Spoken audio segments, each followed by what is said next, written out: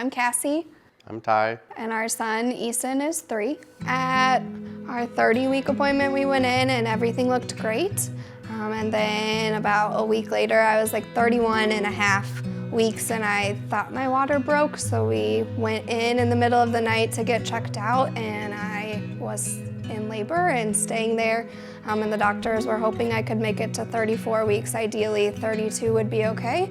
And at midnight at 32 weeks, Easton decided to make his appearance. A few days in was when he destatted and they did x-rays of his belly and found the distended bowels and the bowel infection. So that's what prompted our transfer to Cardinal Glennon.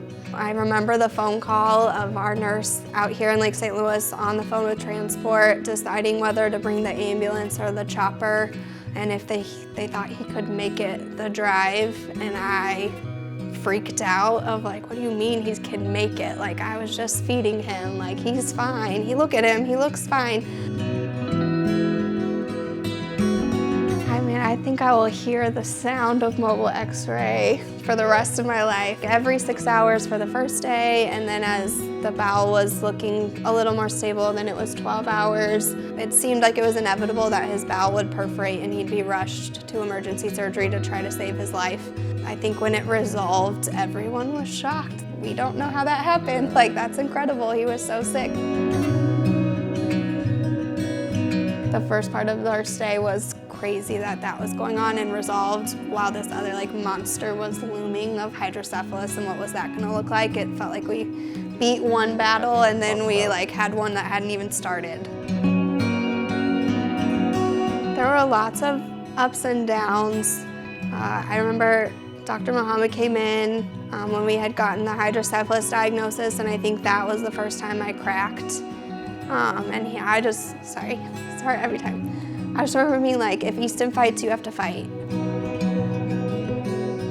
We would sit in the blue rocking chair. I'll never forget it. It probably still has a butt print from me from hours and hours and hours and hours of rocking in there. But once I had him out, I never wanted to put him down till they made me. So we kind of knew surgery was inevitable, so it wasn't a surprise.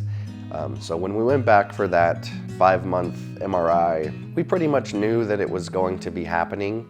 The signs were there, no developmental issues, luckily, but we knew that it was the time and we couldn't wait any longer. We did not expect COVID to hit.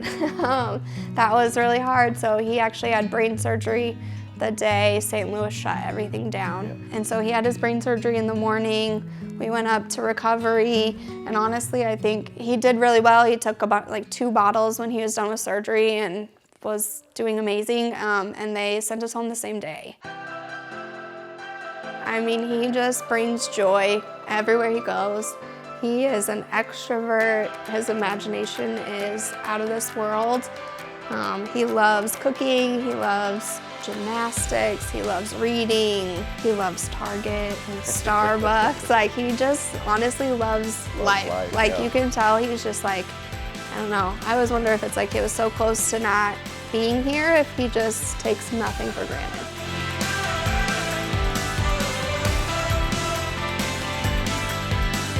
Had we gone through this journey in our small town, Montana, I've no doubt that Easton wouldn't be here.